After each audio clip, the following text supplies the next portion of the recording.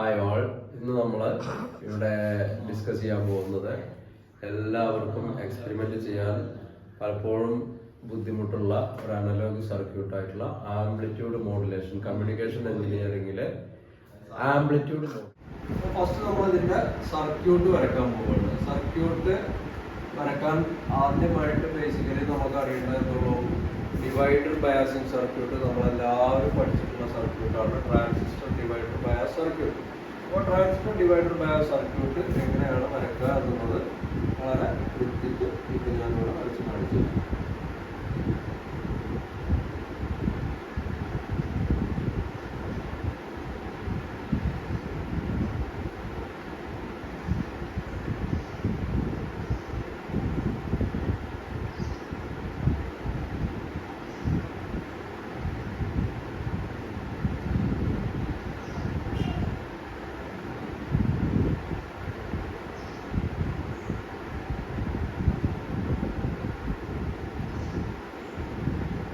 Okay, ഇതാണ് divider biasing circuit. ഒരു transistor divider biasing ചെയ്തിട്ടുള്ള സർക്യൂട്ടാണ്. ഈ സർക്യൂട്ടിനെ ആൾട്ടർ ചെയ്തിട്ടാണ് നമ്മൾ എന്ത് ചെയ്യുന്നത്, ആംപ്ലിറ്റ്യൂഡ് മോഡുലേഷൻ ചെയ്യാൻ വേണ്ടിയിട്ടുള്ള സർക്യൂട്ട് കൺസ്ട്രക്ട് ചെയ്തെടുക്കുന്നത്. ഓക്കെ, അതിനു വേണ്ടി അപ്പോൾ നമുക്കറിയാം ആംപ്ലിറ്റ്യൂഡ് മോഡുലേഷൻ എന്ന് പറഞ്ഞു കഴിഞ്ഞാൽ അവിടെ ഒരു മോഡുലേറ്റിംഗ് സിഗ്നൽ ഉണ്ടാവും, PM, ഒരു ലോ ഫ്രീക്വൻസി സിഗ്നൽ ഉണ്ടാവും, അതുപോലെ ഒരു കാരിയർ ഫ്രീക്വൻസി സിഗ്നൽ ഉണ്ടാവും, അത് ഹൈ ഫ്രീക്വൻസി സിഗ്നൽ ആയിരിക്കും. ഈ ഹൈ ഫ്രീക്വൻസി സിഗ്നലും ഈ ഹൈ ഫ്രീക്വൻസി സിഗ്നലും ഈ ലോ ഫ്രീക്വൻസി സിഗ്നലും ഈ ഹൈ ഫ്രീക്വൻസി സിഗ്നലിൽ മോഡുലേറ്റ് ചെയ്തിട്ടാണ് നമ്മൾ ആംപ്ലിറ്റ്യൂഡ് മോഡുലേഷൻ ചെയ്യുന്നത്. ആംപ്ലിറ്റ്യൂഡ് മോഡുലേഷൻ എന്താണ് എന്നുള്ളതൊക്കെ നമ്മൾ വേറൊരു വീഡിയോയിൽ പറഞ്ഞതാണ്. അപ്പോൾ ഇതിൽ നമ്മൾ ജസ്റ്റ് ഈ കൺസ്ട്രക്ട് ചെയ്ത് ഈ ഔട്ട്പുട്ട് എങ്ങനെയാണ് ഉണ്ടാക്കിയെടുക്കുക എന്നുള്ളത് മാത്രമാണ് ഇവിടെ പറയുന്നത്. അപ്പോൾ ഇതിനു വേണ്ടിയിട്ട് നമ്മൾ ഈ സർക്യൂട്ടിൽ നമ്മൾ ആൾട്ടർ ചെയ്യേണ്ടത്, ആദ്യമായിട്ട് നമ്മൾ ചെയ്യേണ്ടത് ഈ RC എന്ന് പറയുന്ന റെസിസ്റ്ററിന് അക്രോസ് നമ്മൾ എന്ത് ചെയ്യുന്നു, ഒരു IFT intermediate frequency transformer connect ചെയ്യും. അപ്പോൾ ഇന്റർമീഡിയറ്റ് ഫ്രീക്വൻസി ട്രാൻസ്ഫോമർ എന്ന് പറയുന്നത് ഇന്ന് മാർക്കറ്റിൽ കിട്ടുന്ന intermediate frequency transformer it is tuned to 455 kilohertz ആയിരിക്കും. അപ്പോൾ 455 കിലോഹെർട്സിന് ട്യൂൺ ചെയ്തിട്ടുള്ള ഈ ഇന്റർമീഡിയറ്റ് ഫ്രീക്വൻസി ട്രാൻസ്ഫോമർ ഉപയോഗിച്ചാണ് ഇവിടുത്തെ ബേസിക് ആയിട്ടുള്ള കമ്പോണന്റ്, ഈ ആൾട്ടർ ചെയ്തിട്ടുള്ളതിൽ ബേസിക് കമ്പോണന്റ് ഇതാണ്. അപ്പോൾ നമുക്ക് ഈ ട്രാൻസ്ഫോമറിന്റെ സെക്കൻഡറിയിൽ നിന്ന് നമുക്ക് AM ഔട്ട്പുട്ട് ജനറേറ്റ് ചെയ്ത് കിട്ടും. ഇനി ഈ AM ഔട്ട്പുട്ട് ജനറേറ്റ് ചെയ്ത് കിട്ടണമെങ്കിൽ നമ്മൾ എന്ത് ചെയ്യണം, രണ്ട് സിഗ്നൽ കൊടുക്കണം. ഒന്ന് ഇൻപുട്ടായിട്ട് നമ്മൾ കാരിയർ സിഗ്നൽ കൊടുക്കണം, അതുപോലെ തന്നെ നമ്മൾ എന്ത് ചെയ്യണം, ഓഡിയോ സിഗ്നൽ കൊടുക്കണം. അപ്പോൾ ഓഡിയോ സിഗ്നൽ കൊടുക്കുന്നത് എമിറ്ററിലും ട്രാൻസിസ്റ്ററിൻ്റെ എമിറ്ററിലും നമ്മൾ എന്ന് പറഞ്ഞു കഴിഞ്ഞാൽ നമ്മൾ മോഡുലേറ്റ് ചെയ്യേണ്ട സിഗ്നൽ, അതിന് നമ്മൾ VM എന്ന് പറയാം. കാരിയർ ഫ്രീക്വൻസിക്ക് നമ്മൾ VC എന്ന് പറയാം. അപ്പോൾ VM ഉം VC യും, ഈ VM എന്ന് പറയുന്നത് നമ്മളുടെ മോഡുലേറ്റിംഗ് സിഗ്നലാണ്. മോഡുലേറ്റിംഗ് സിഗ്നൽ ഇത് നമുക്ക് ലെറ്റസ് അപ്ലൈ 1 കിലോഹെർട്സ്. ഇവിടെ 1 കിലോഹെർട്സ് സൈൻ വേവ് നമ്മൾ അപ്ലൈ ചെയ്യുന്നു. ഓക്കെ, അപ്പോൾ ഇവിടെ നമ്മൾ എന്ത് ചെയ്തു, ആംപ്ലിറ്റ്യൂഡ് മോഡുലേഷന് വേണ്ട സർക്യൂട്ട് വരച്ചു. അപ്പോൾ നമ്മൾ കൊടുക്കുന്ന ഇൻപുട്ട് സിഗ്നൽ, മോഡുലേറ്റിംഗ് ചെയ്യേണ്ട ഇൻപുട്ട് സിഗ്നൽ ഒരു 1 കിലോഹെർട്സ് ആണ് നമ്മൾ കൊടുക്കാൻ ഉദ്ദേശിച്ചിട്ടുള്ളത്, സൈൻ വേവ്. അതുപോലെ ഇതിലെ കാരിയർ ഫ്രീക്വൻസി എന്ന് പറയുന്നത് നമ്മൾ ഇവിടെ കൊടുക്കേണ്ട ഫ്രീക്വൻസി, ഫംഗ്ഷൻ ജനറേറ്ററിൽ നിന്ന് നമ്മൾ കൊടുക്കേണ്ട ഫ്രീക്വൻസി എത്രയാണ്, 455 കിലോഹെർട്സ് ആണ്. അങ്ങനെ 455 കിലോ ഹെർട്സ് കാരിയറും input modulating signal 1 kilo hertz sine വേവും നമ്മൾ കൊടുത്തു കഴിഞ്ഞാൽ ഇതിൽ കൊടുക്കേണ്ടത് തന്നെ ഇതിൽ 2 വോൾട്ട് പീക്ക് ടു പീക്ക് ആണ് നിങ്ങൾ ഈ സിഗ്നലിന്റെ സ്ട്രെങ്ത് കൊടുക്കേണ്ടത്. അതേപോലെ ഇതിൻ്റെ 1 വോൾട്ട് പീക്ക് ടു പീക്ക് ആണ്. ഇത് മേ ബി ഡിപ്പെൻസ് നിങ്ങൾ ചെയ്യുന്ന സർക്യൂട്ടിനും നിങ്ങളുടെ ഫംഗ്ഷൻ ജനറേറ്ററിനും ഒക്കെ അനുസരിച്ച് മേ ബി ചെറിയ വേരിയേഷൻസ് നമ്മൾ വരുത്തി കഴിഞ്ഞാൽ അത് നമുക്ക് കറക്റ്റായിട്ട് ഔട്ട്പുട്ടിൽ ഡിസ്പ്ലേ ചെയ്യും. ആ ഔട്ട്പുട്ട് ഡിസ്പ്ലേ ആയിരിക്കും. ആ ഔട്ട്പുട്ട് ഡിസ്പ്ലേ ആണ് ഞാൻ ഇനി ഇവിടെ വരക്കാൻ പോകുന്നത്. ഈ രീതിക്ക് ഉള്ള കറക്റ്റായിട്ടുള്ള ഒരു വേവ് ഫോം നമുക്ക് എന്ത് ചെയ്യാൻ പറ്റും? DSO ഡിജിറ്റൽ സ്റ്റോറേജ് ഓസിലോസ്കോപ്പ് അല്ലെങ്കിൽ കാഥോഡ് റേ ഓസിലോസ്കോപ്പ് നമ്മൾ എവിടെ കൊടുത്തു കഴിഞ്ഞാൽ നമ്മൾ ഔട്ട്പുട്ടിൽ കൊടുത്തു കഴിഞ്ഞാൽ നമുക്ക് കറക്റ്റായിട്ട് ഇതുപോലെയുള്ള ഒരു amplitude modulated output wave form നമുക്ക് ഇവിടെ കാണാൻ കഴിയും. ഓക്കെ, ഇതാണ് ഈ സർക്യൂട്ടിലെ കുറിച്ചിട്ടുള്ള എക്സ്പ്ലനേഷൻ. ഇത് ഇൻപുട്ട് കൊടുക്കുന്നത് കരിയർ വേവ് എന്ന് പറഞ്ഞു കഴിഞ്ഞാൽ VC ആണ്. അതേപോലെ ഇത് മോഡുലേറ്റിംഗ് സിഗ്നൽ ആണ്. ഓക്കെ,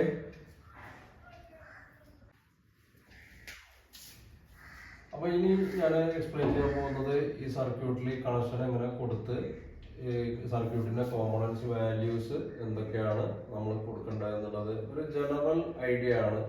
ഞാൻ ഡിവൈഡർ ബയാസിംഗ് സർക്യൂട്ട് എക്സ്പ്ലെയിൻ ചെയ്യുന്ന സമയത്ത് ക്ലിയർ ആയിട്ട് ഈ ഡിവൈഡർ ബയാസിംഗ് സർക്യൂട്ടിൽ ട്രാൻസിസ്റ്റർ ക്ലാസ് എ ആംപ്ലിഫിക്കേഷനിൽ വർക്ക് ചെയ്യാൻ വേണ്ടിയിട്ട് എങ്ങനെയൊക്കെയാണ് വാല്യൂസ് കാൽക്കുലേറ്റ് ചെയ്യേണ്ടത് എന്നുള്ളത് പറഞ്ഞിട്ടുണ്ട്. അപ്പോൾ ആ വീഡിയോ കണ്ടു കഴിഞ്ഞാൽ നമുക്ക് ഇതിന്റെ വാല്യൂസ് കാൽക്കുലേറ്റ് ചെയ്യേണ്ടത് കിട്ടും. ഇവിടെ റഫായിട്ടല്ല ഒരു തിയറട്ടിക്കൽ ബേസ് വെച്ചുകൊണ്ട് തന്നെയാണ് പറയുന്നത്. അപ്പോൾ ഇവിടെ നമ്മൾ ഒരു 150 കിലോ ഓം റെസിസ്റ്റർ ആണ് ഇവിടെ കൊടുക്കേണ്ടത്. സോ ഇവിടെ നമ്മൾ എന്ത് ചെയ്യുക? ഒരു 47 കിലോ ഓം റെസിസ്റ്റർ കൊടുക്കുക. ഇവിടെ ഇത് നമ്മൾ കരിയർ ഫ്രീക്വൻസി ആണ് ഇവിടെ കൊടുക്കുന്നത്. Carrier frequency FC 455 kilo hertz ആണ് ഇവിടെ കൊടുക്കുന്നത് at 1 volt peak to peak. ഈ വോൾട്ടേജ് മേ ബി നമുക്ക് ചെറുതായിട്ടൊന്ന് വാരി ചെയ്തെടുക്കേണ്ടതായിട്ടുണ്ടായിരിക്കും.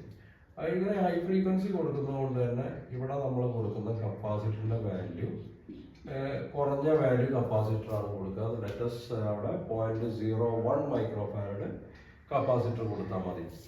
അതുപോലെ ഇവിടെ നമ്മൾ ഓഡിയോ സിഗ്നൽ അല്ലെങ്കിൽ 1 കിലോ ഹെർട്സ് സിഗ്നലാണ് മോഡുലേറ്റിംഗ് സിഗ്നൽ ആയിട്ട് കൊടുക്കുന്നത്. ഈ വരച്ചിട്ടുള്ള സിമ്പല് ഫംഗ്ഷൻ ജനറേറ്ററിൻ്റെതാണ്. ഈ ഫംഗ്ഷൻ ജനറേറ്ററിന്റെ ഔട്ട്പുട്ട് എടുത്തിട്ടാണ് നമ്മൾ എന്ത് ചെയ്യുന്നത്? ഈ കപ്ലിംഗ് കപ്പാസിറ്ററിലേക്ക് കൊടുക്കുന്നത്. ഇത് ആക്ച്വലി ഇലക്ട്രോലൈറ്റിക് കപ്പാസിറ്റർ ആണ്. ഈ ഇലക്ട്രോലൈറ്റിക് കപ്പാസിറ്ററിന്റെ വാല്യൂ നമ്മൾ 2.2 micro farad to 10 micro farad capacitor നിങ്ങൾ ഉപയോഗിച്ച് ആ ഔട്ട്പുട്ട് നമ്മൾ വളരെ ക്ലിയർ ആയിട്ട് ഔട്ട്പുട്ട് ആക്കിയെടുക്കാൻ പറ്റും. ഇപ്പോൾ 2.2 micro farad to 10 micro farad 16 volt capacitor അവിടെ ഉപയോഗിക്കുക. ഇനി വേറുള്ളത് ഈ RE ആണ്. ഈ RE എന്ന് പറയുന്ന എമിറ്ററിലുള്ള ഈ റെസിസ്റ്റൻസ് നമുക്ക് എന്ത് കൊടുക്കാം?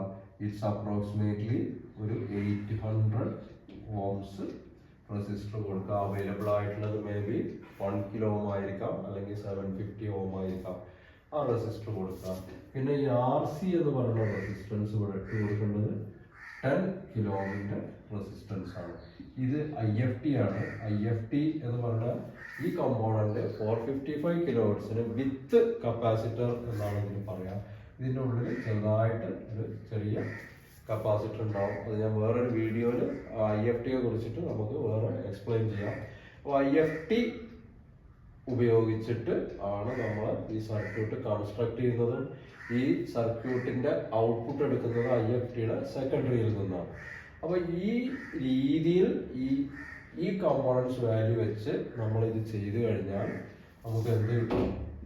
ഈ ആംപ്ലിറ്റ്യൂഡ് മോഡുലേഷൻ എന്ന് പറയുന്ന ഈ എക്സ്പെരിമെന്റ് നമുക്ക് വളരെ ക്ലിയർ ആയിട്ട് ചെയ്ത് ഓസിലോസ്കോപ്പിൽ കാണാൻ പറ്റും.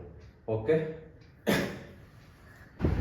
ഇവിടെ നമ്മളെ ട്രാൻസിസ്റ്റർ ഉപയോഗിച്ചിട്ടുള്ളത് BF494 എന്ന് പറയുന്ന ട്രാൻസിസ്റ്ററാണ്. അത് നമ്മൾ നോർമലി നമ്മൾ കാണുന്ന BC547 എന്ന് പറയുന്ന ബ്ലാക്ക് പാക്കേജിൽ വരുന്ന നമ്മൾ ഇവിടെ ഉപയോഗിക്കുന്ന BF494 എന്ന് പറഞ്ഞ ട്രാൻസിസ്റ്ററിന്റെ പിൻ കോൺഫിഗറേഷൻ ആണ് ഞാനിവിടെ നിങ്ങൾക്ക് വരച്ച് കാണിച്ചു തരുന്നത്. അത് അതുപോലെ തന്നെ ആയിരിക്കണം നമ്മൾ കണക്ഷൻ അതിൽ കൊടുക്കേണ്ടത്. ഇതിൽ സെൻട്രൽ പിന്നെ എമിറ്ററും ഇതിലെ ഈ പിന്നാണ് അതിലെ ബേസ്, ഇത് കളക്ടറാണ്. അപ്പോൾ ഇത് നമ്മൾ പലരും തെറ്റിച്ച് പോകുന്ന ഒരു സാധനമാണ്. അതിൻ്റെ പേരിലാണ് നമുക്ക് പലപ്പോഴും ഔട്ട്പുട്ട് കിട്ടാതാവുന്നതിൻ്റെ ഒരു കാരണം. അപ്പോൾ അത് ഇവിടെ ഞാൻ മാർക്ക് ചെയ്തിട്ടുണ്ട്, ബേസ്, എമിറ്റർ, കളക്ടർ. അപ്പോൾ ബ്രെഡ് ബോർഡിൽ നമ്മൾ കണക്ഷൻ കൊടുക്കുമ്പോഴും അല്ലെങ്കിൽ സോൾഡർ ചെയ്ത് നമ്മൾ ചെയ്യുകയാണെങ്കിലും ഇത് പ്രത്യേകം നമ്മൾ ശ്രദ്ധിക്കണം.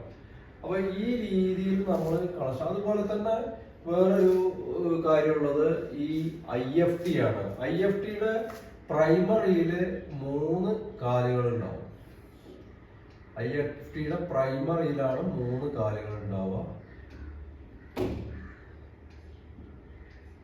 സെക്കൻഡറിയിൽ 2 കാലുകൾ. അപ്പൊ ഈ 2 ലീഡാണ് നമ്മൾ ഔട്ട്പുട്ട് എടുക്കാൻ വേണ്ടിയിട്ട് യൂസ് ചെയ്യുന്നത്. അതുപോലെ ഈ സെൻട്രലിലുള്ള കാല് നമ്മൾ യൂസ് ചെയ്യുന്നില്ല. ഇതിന്റെ സിമ്പിളിൽ വരുന്നതാണ് ഈ ഇന്റേണലി ഒരു കപ്പാസിറ്റർ. നോർമലി ഈ IFTയുടെ ടോപ്പ് വ്യൂ നമ്മൾ വരച്ചു കഴിഞ്ഞാൽ അതിൽ ഇങ്ങനെ ഒരു സ്ക്രൂ ഉള്ളതായിട്ട് കാണാം. ഇതിന് ഒരു ചെറിയ കളറ് അടിച്ചിട്ടുണ്ടാവും. ഇങ്ങനെയുള്ള IFTയില് ഇവിടെ ഇങ്ങനെ 3 കാല്, ഒരു സൈഡില് 2 കാലും ഉണ്ടാവും. ഇതിൽ ഈ സ്ക്രൂവിന്റെ ഒരു പൊസിഷൻ കാണുന്ന അവിടെ അതില് യെല്ലോ കളർ മാർക്ക് ചെയ്തിട്ടുള്ള യെല്ലോ കളർ മാർക്ക് ചെയ്തിട്ടുള്ള IFT ആണ് നമ്മൾ ഉപയോഗിക്കേണ്ടത്. അത് ഉപയോഗിച്ച് കഴിഞ്ഞാൽ മാക്സിമം വളരെ പെർഫെക്ഷനിൽ നമുക്ക് ഔട്ട്പുട്ട് നമുക്ക് അവിടെ ജനറേറ്റ് ചെയ്തെടുക്കാൻ പറ്റും. ഓക്കെ, അപ്പോൾ അങ്ങനെ നമുക്ക് ഈ ഇൻപുട്ട് സിഗ്നൽ നമ്മൾ 1 kHz കൊടുത്തു കഴിഞ്ഞു. എമിറ്ററിൽ കപ്ലിംഗ് കപ്പാസിറ്റർ ഉപയോഗിച്ച് കൊടുത്തു കഴിഞ്ഞു.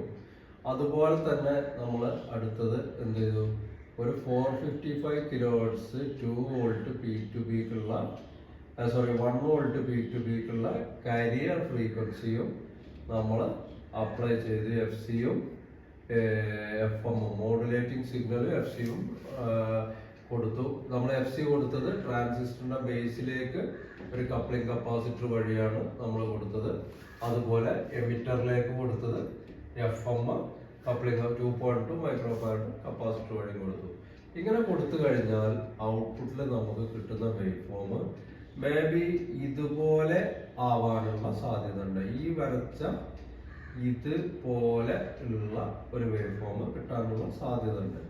ഓക്കെ, ഇത് നമ്മൾ തിയറി പഠിച്ചവർക്കറിയാം. ഇത് 100% മോഡുലേഷൻ ആണ് എന്ന് നമ്മൾ പറയും. ഓക്കെ, ഈ വരച്ച് വെച്ച ഇതുപോലെ ഉള്ള ഷേപ്പിൽ നമുക്ക് നമ്മുടെ ഈ 455 kHz ആക്ച്വലി എന്താ സംഭവിച്ചത്, ഇതുപോലെ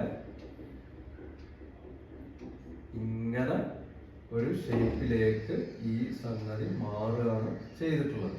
ഓക്കെ, അപ്പൊ ഇതുപോലെ നമ്മൾ എന്ത് ചെയ്തു, ഈ വേവ് ഫോമിനെ ഈ രീതിയിലേക്ക് മാറ്റിയെടുത്തു.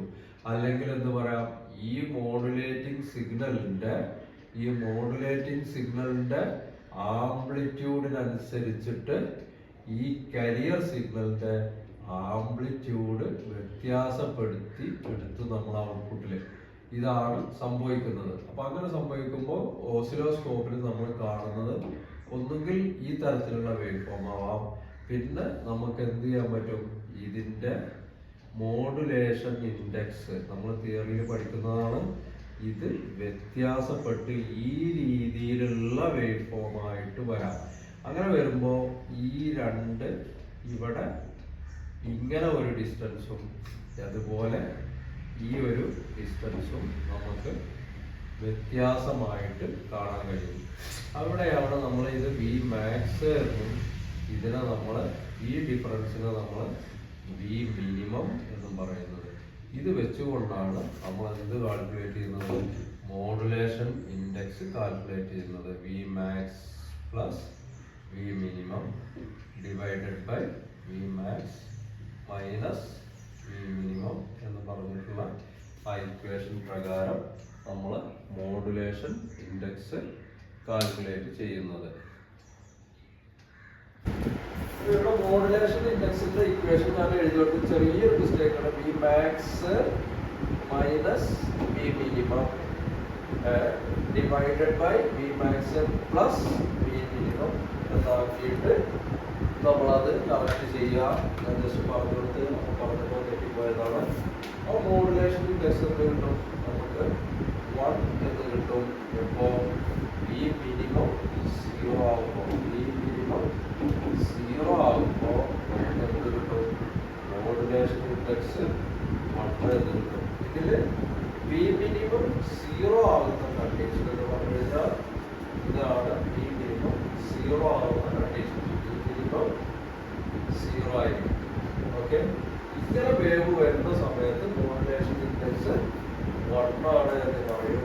അതല്ലാത്ത സമയങ്ങളിലൊക്കെ modulation index will be less than 1 ആയിരിക്കും. Okay, V max minus V minimum divided by V max plus V minimum എന്ന് വരുമ്പോൾ സ്വാഭാവികമായിട്ടും ലെസ് ദാൻ 1 ആയിരിക്കും ഈ മോഡുലേഷൻ ഇൻഡെക്സ് എന്ന് പറയുന്നത്. അപ്പൊ ഈ മോഡുലേഷൻ ഇൻഡെക്സ് നമുക്ക് ഈ സർക്യൂട്ടിൽ എങ്ങനെയാണ് വ്യത്യാസപ്പെടുത്തിയെടുക്കുക എന്നുള്ളതാണ് കൂടി പറഞ്ഞു കഴിഞ്ഞാൽ ഈ സർക്യൂട്ട് ഏകദേശം നമുക്ക് എക്സ്പെരിമെന്റ് ചെയ്ത് എടുക്കാനുള്ള ഒരു സെറ്റപ്പായി.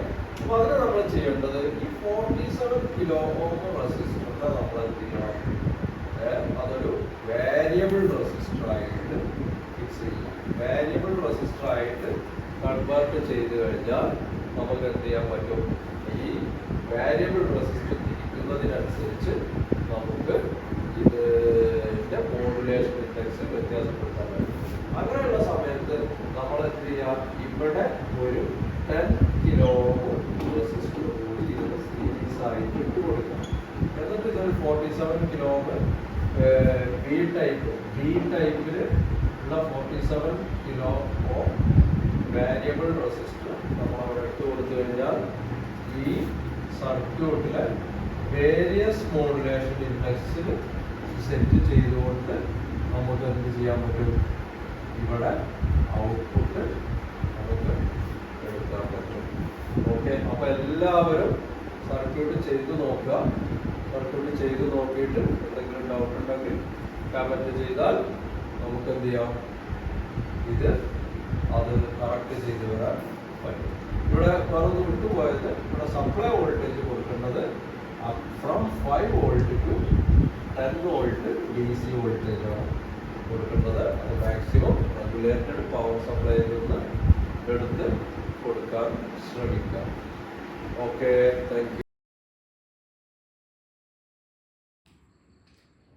ഹായ്, ഇന്ന് നമ്മൾ ഡിസ്കസ് ചെയ്യാൻ പോകുന്നത് എല്ലാവർക്കും പ്രത്യേകമായിട്ട് ചെറിയ എല്ലാ ബേസിക് ഇലക്ട്രോണിക്സ് സർക്യൂട്ട്സും ചെയ്യുന്ന കുട്ടികൾക്ക് ഡൗട്ടുള്ള ഒരു ചെറിയ സംഗതി ഒരു 5-10 മിനിറ്റിൻ്റെ ഉള്ളിൽ പറഞ്ഞു തീർക്കാം. LDR ലൈറ്റ് ഡിപ്പെൻഡന്റ് റെസിസ്റ്റർ ആയി ബന്ധപ്പെട്ട് എങ്ങനെയാണ് അത് വർക്ക് ചെയ്യുന്നത്, അത് ലൈറ്റ് ഫോളോ ചെയ്യുമ്പോൾ റെസിസ്റ്റൻസ് എങ്ങനെ, ലൈറ്റ് ഫോളോ ചെയ്യാത്ത സമയത്ത് അതിൻ്റെ റെസിസ്റ്റൻസ് എങ്ങനെ, ഇത്തരം കാര്യങ്ങൾ ഇത് എഞ്ചിനീയറിംഗ് സ്റ്റുഡൻസിന് എന്ന് പറഞ്ഞാൽ ITI ഡിപ്ലോമ BTech ഇങ്ങനെയുള്ള അല്ലെങ്കിൽ റിസർച്ച് സ്റ്റുഡൻസിനൊക്കെ ഉപകാരപ്പെടുന്ന രീതിയിലുള്ള സിമ്പിളായിട്ട് ഇതെന്താണ് കാര്യം എന്നൊന്ന് മനസ്സിലാക്കി തരാം.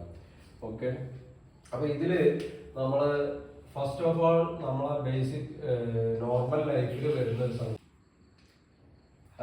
ഇന്ന് നമ്മൾ ഡിസ്കസ് ചെയ്യാൻ പോകുന്നത് എല്ലാവർക്കും പ്രത്യേകമായിട്ട് ചെറിയ എല്ലാ ബേസിക് ഇലക്ട്രോണിക്സ് സർക്യൂട്ട്സും ചെയ്യുന്ന കുട്ടികൾക്ക് ഡൗട്ടുള്ള ഒരു ചെറിയ സംഗതി ഒരു 5-10 മിനിറ്റിൻ്റെ ഉള്ളിൽ പറഞ്ഞു തീർക്കാം.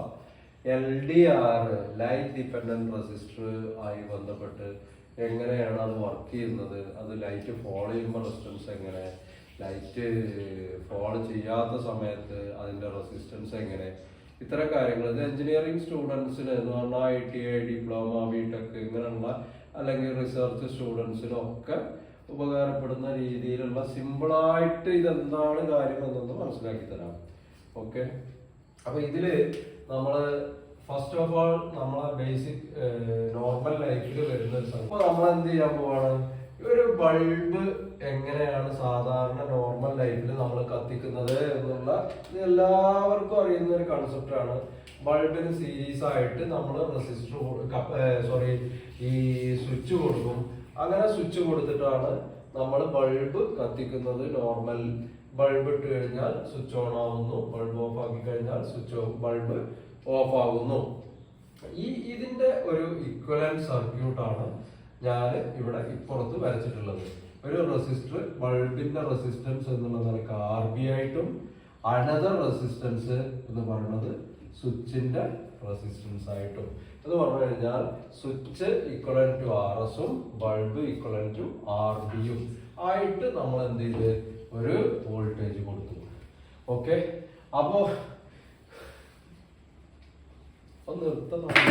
അപ്പൊ നമ്മൾ എന്ത് ചെയ്യുന്നു, ഈ ബൾബിന് ഇക്വലന്റ് ആയിട്ട് RBയും സ്വിച്ചിന് ഇക്വലന്റ് ആയിട്ട് RSഉം നമ്മൾ ആയിട്ട് സർക്യൂട്ട് മാറ്റി വരച്ചു. ഇതിൽ നിന്ന് നമ്മൾ വളരെ ഈസി ആയിട്ട് ഇനി മനസ്സിലാക്കേണ്ട ഒരു കാര്യമുണ്ട്. അപ്പൊ ഈ റെസിസ്റ്റൻസ് RB ഇക്വലന്റ് ബൾബും RS ഇക്വലന്റ് സ്വിച്ചും ആയിട്ടാണ് ഇപ്പൊ നമ്മൾ കൺസിഡർ ചെയ്യുന്നത്.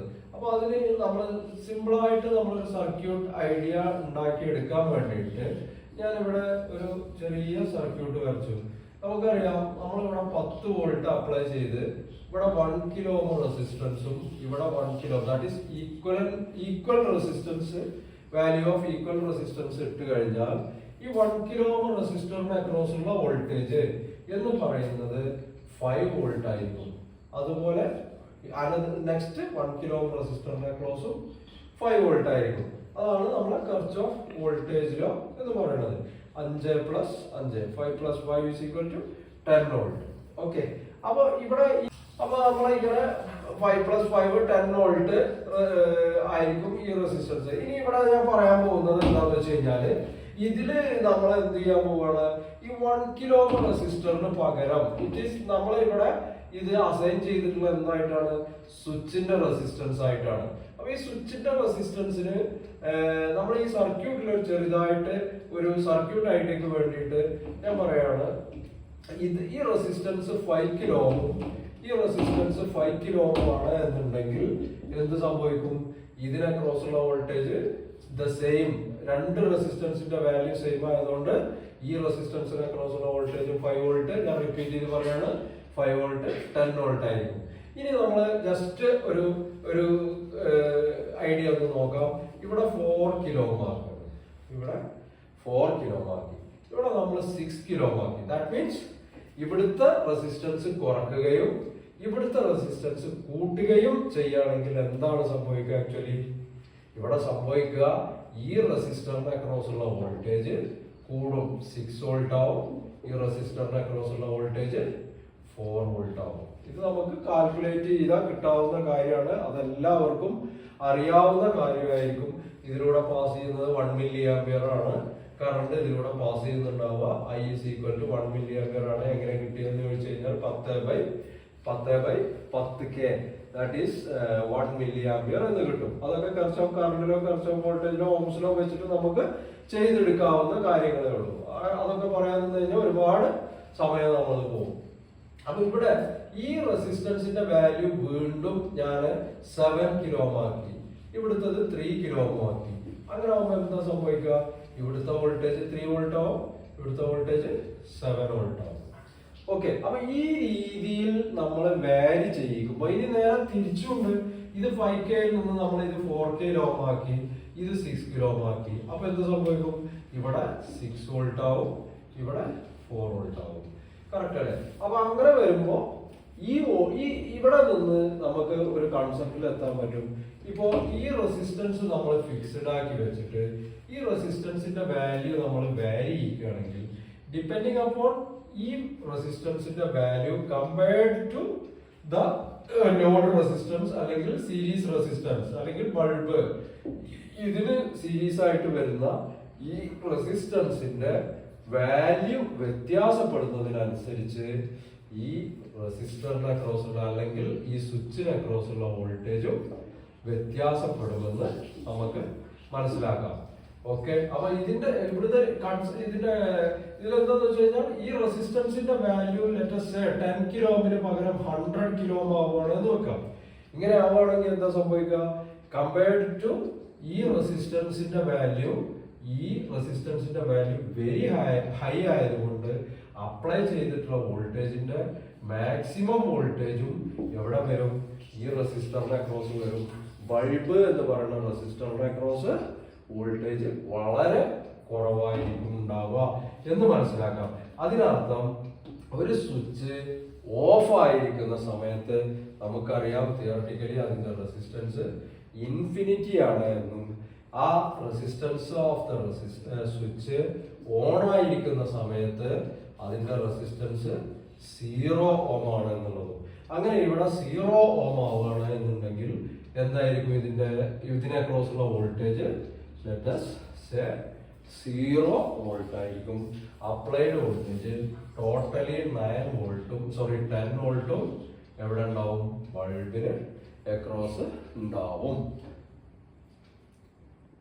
അപ്പൊ ഇത്രയും പറഞ്ഞ കാര്യങ്ങൾ മനസ്സിലായിട്ടുണ്ടെങ്കിൽ നമുക്ക് എന്ത് ചെയ്യാം? ബൾബിന്റെ റെസിസ്റ്റൻസ് ഈക്വൽ ടു ദിസ് റെസിസ്റ്റൻസും സ്വിച്ചിന്റെ റെസിസ്റ്റൻസ് ദിസ് RB ബൾബിന്റെ റെസിസ്റ്റൻസ് ആയിട്ടും ഇനി സ്വിച്ചിന്റെ റെസിസ്റ്റൻസ് RS എന്നുള്ള പൊസിഷനിൽ നമുക്ക് LDR കൺസിഡർ ചെയ്തുകൊണ്ട് ഈ സർക്യൂട്ട് ഒന്ന് നമുക്ക് എക്സ്പ്ലെയിൻ ചെയ്യാം.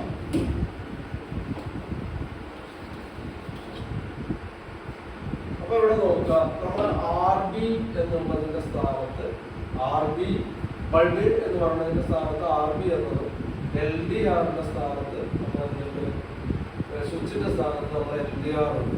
ഇങ്ങനെ ഇട്ടിട്ട് നമ്മള് ഈ സർക്യൂട്ട് റീവയർ ചെയ്ത് നോക്കി എക്സ്പെരിമെന്റ് ചെയ്ത് നോക്കുകയാണെങ്കിൽ നമുക്ക് മനസ്സിലാവും ഈ RBക്ക് അക്രോസ് ഉള്ള വോൾട്ടേജും LDRന് അക്രോസ് ഉള്ള വോൾട്ടേജും നേരത്തെ നമ്മൾ പറഞ്ഞതുപോലെ എന്തായിരിക്കും വ്യത്യാസം ഉണ്ടാവുക?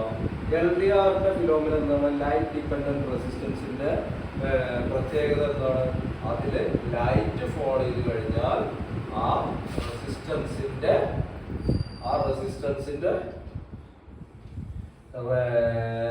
LDRന്റെ റെസിസ്റ്റൻസ് കുറഞ്ഞു കൊണ്ടിരിക്കും.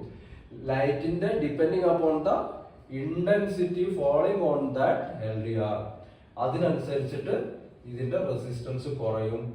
അറ്റ് നൈറ്റിൽ എന്തായിരിക്കും? അല്ലെങ്കിൽ വളരെ ഡാർക്ക് ആയിരിക്കുന്ന സമയത്ത് ഇതിന്റെ റെസിസ്റ്റൻസ് വളരെ കൂടുതലായിരിക്കും. അപ്പൊ നമ്മൾ നേരത്തെ പറഞ്ഞ പോലെ തന്നെ ഇത് ഒരു വേരിയബിൾ റെസിസ്റ്റർ ആയിട്ട് ആക്ട് ചെയ്യുന്നു എന്നർത്ഥം.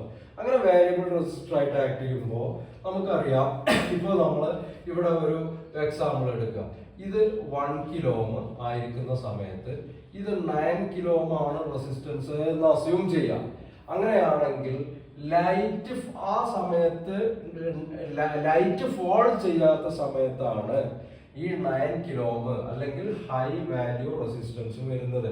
ആ സമയത്ത് ഇവിടെ 9 വോൾട്ട് ആണ് എങ്കിൽ എന്തായിരിക്കും? ഇതിന് ലൈറ്റ് ഫോൾ ചെയ്യുന്നതിനനുസരിച്ച് ഇന്റൻസിറ്റി കൂടിക്കൊണ്ടിരിക്കുന്നതിനനുസരിച്ച് ഈ റെസിസ്റ്റൻസിന്റെ വാല്യൂ 8, 7, 6, 5, 4, 3, 2, 1 അപ്രോക്സിമേറ്റ്ലി 0 ഇത്രയും ലെവലിലേക്ക് ഈ LDRന്റെ റെസിസ്റ്റൻസ് കുറഞ്ഞുകൊണ്ടിരിക്കും. അങ്ങനെ കുറയുമ്പോൾ ഓട്ടോമാറ്റിക്കലി LDRന്റെ അക്രോസ് നമ്മളൊരു വോൾട്ട് മീറ്റർ വെച്ചിട്ട് ഡിജിറ്റൽ വോൾട്ട് മീറ്റർ വെച്ചിട്ട് നമ്മൾ മെഷർ ചെയ്യുകയാണെങ്കിൽ ഈ വ്യത്യാസം നമുക്ക് കറക്റ്റ് ആയിട്ട് കാണാൻ പറ്റും. അപ്പൊ ഈ വോൾട്ടേജ് ഇവിടെ ഈ വോൾട്ടേജിനെ ഡിപ്പെൻഡ് ചെയ്ത് അതേ അവസരത്തിൽ തന്നെ നമുക്ക് മനസ്സിലാക്കാൻ പറ്റും ഇവിടെ 9 വോൾട്ട് ആയിരിക്കുന്ന സമയത്ത് ഇപ്പൊ ഞാൻ പറഞ്ഞാൽ മനസ്സിലാവും 1 കിലോമീറ്റർ അക്രോസ് മൾട്ടിമീറ്റർ വെച്ച് നോക്കിക്കഴിഞ്ഞാൽ 1 വോൾട്ട് ആയിരിക്കും. ഇവിടുത്തെ വോൾട്ടേജ് കുറഞ്ഞു വരുന്നതിനനുസരിച്ച് ഇത് 8 വോൾട്ട് ആകുമ്പോൾ ഇവിടെ 2 വോൾട്ട് ആവും, ഇവിടെ 7 വോൾട്ട് ആകുമ്പോൾ ഇവിടെ 3 വോൾട്ട് ആവും. ഇത് നമുക്കൊന്ന് എക്സ്പെരിമെന്റ് ലാബിൽ എല്ലാവർക്കും ചെയ്ത് നോക്കാവുന്നതാണ്. അങ്ങനെ ചെയ്ത് നോക്കുമ്പോൾ നമുക്ക് മനസ്സിലാവും LDRന് അക്രോസ് ഉള്ള വോൾട്ടേജ് ലൈറ്റ് ഫോളോ ചെയ്യുന്നതിനനുസരിച്ച് കുറഞ്ഞുകൊണ്ടിരിക്കുകയും റെസിസ്റ്ററിന് അക്രോസ് ഉള്ള വോൾട്ടേജ് കൂടിക്കൊണ്ടിരിക്കുകയും ചെയ്യുന്നു എന്ന് നമുക്ക് മനസ്സിലാവും. അപ്പൊ ഈ ഫിനോമിന ഉപയോഗിച്ചുകൊണ്ട് നമുക്ക് എന്ത് ചെയ്യാൻ പറ്റും? ഇതിന്റെ ഫർദർ സർക്യൂട്ടില് നമുക്ക് ഈ ഫിനോമിന ഉപയോഗിച്ചുകൊണ്ടാണ് നമ്മൾ ഓട്ടോമാറ്റിക് സ്ട്രീറ്റ് ലൈറ്റ് ഒക്കെ വർക്ക് ചെയ്യുന്നത്. അപ്പൊ ഓട്ടോമാറ്റിക് സ്ട്രീറ്റ് ലൈറ്റ് വർക്ക് ചെയ്യുമ്പോൾ നമ്മൾ എന്താ ചെയ്യുന്നത്? ശരിക്കും ഈ റെസിസ്റ്റൻസും ഈ LDRും, അപ്പൊ ഈ LDRിൽ നിന്ന് നമ്മൾ ലെറ്റസ് ഇവിടെ ഒരു ട്രാൻസിസ്റ്റർ കൊടുത്തു. ട്രാൻസിസ്റ്റർ ഓൺ ആവണമെന്നുണ്ടെങ്കിൽ തിയറട്ടിക്കലി ജസ്റ്റ് സിംപ്ലി പറയുകയാണെന്നുണ്ടെങ്കിൽ ഇവിടെ നമ്മൾ 0.7 വോൾട്ട് ഈ ബേസ് എമിറ്ററിൽ കിട്ടിക്കഴിഞ്ഞാൽ ഈ ഡയോഡ് ഓൺ ആവും. ഓക്കെ, അപ്പൊ അത് വെച്ചുകൊണ്ട് നമുക്ക് എന്ത് ചെയ്യാൻ പറ്റും? ഇതിനെ ക്രോസുള്ള വോൾട്ടേജ് നമുക്ക് കൂടിയ കുറഞ്ഞ സോറി ഇത് PNP ട്രാൻസിസ്റ്റർ ആയിട്ട് ഉപയോഗിച്ചാൽ മതി. ഇവിടെ പ്ലസ് ഇത് മൈനസിലേക്ക് കൊടുക്കുക. ഇതിന്റെ പ്രോപ്പർ സർക്യൂട്ട് ഞാൻ അടുത്ത ക്ലാസ്സിൽ പറഞ്ഞുതരാം. അപ്പൊ ഈ സർക്യൂട്ട് എക്സ്പ്ലെയിൻ ചെയ്യാൻ വേണ്ടി മാത്രം LDRന്റെ ഔട്ട് എടുത്തിട്ട് എങ്ങനെയാണ് ഈ ട്രാൻസിസ്റ്ററിലേക്ക് സ്വിച്ച് ചെയ്യാൻ കൊടുക്കുന്നത് എന്നുള്ളതിനെ കുറിച്ചാണ് പറയുന്നത്. അപ്പൊ ഇവിടെ നമ്മൾ കൊടുക്കുന്ന പ്ലസ് വോൾട്ട് ഇവിടെ എത്തുമ്പോൾ ഇവിടെ മോർ ദാൻ 0.7 വോൾട്ട് അല്ലെങ്കിൽ ഗ്രൗണ്ടിനോട് മൈനസിനോട് വ്യത്യസ്തത കൂടുതൽ പുലർത്തുന്ന രീതിയിലുള്ള വോൾട്ടേജ് ആണ് ഇവിടെ ഉള്ളത് എങ്കിൽ എന്ത് സംഭവിക്കും? ഈ ട്രാൻസിസ്റ്റർ കണ്ടക്ട് ചെയ്യില്ല. ഈ LDRന്റെ വോൾട്ടേജ് ഇതിനെ ക്രോസ് ഉള്ള വോൾട്ടേജ് കുറഞ്ഞു വരുന്നതിനനുസരിച്ച് എന്ന് പറഞ്ഞാൽ ഏകദേശം 0 വോൾട്ട് ആകുന്നതിനനുസരിച്ച് ഈ ട്രാൻസിസ്റ്റർ കണ്ടക്ട് ചെയ്യും. ഇത്തരം ഓപ്പറേഷനിൽ നിന്ന് നമുക്ക് എന്ത് ചെയ്യാൻ പറ്റും?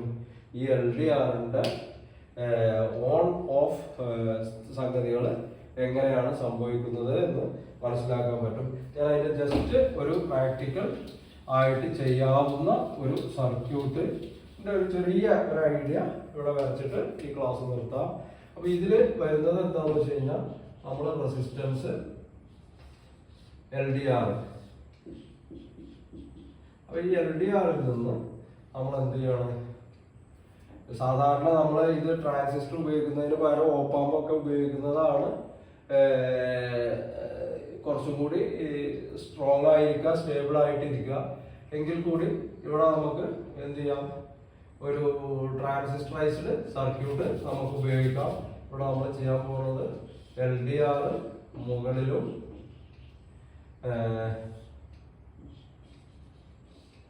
റെസിസ്റ്റൻസ് താഴെ ആയിട്ടിട്ടും കൊടുക്കാം. ഇങ്ങനെ കൊടുത്തിട്ട്